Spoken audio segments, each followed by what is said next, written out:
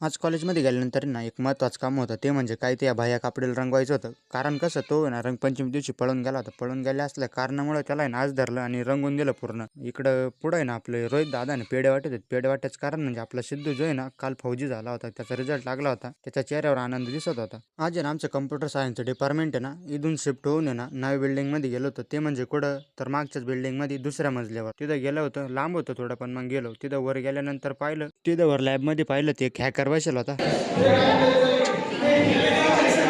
आता PC hack केला हो पठ्ठ्यानं.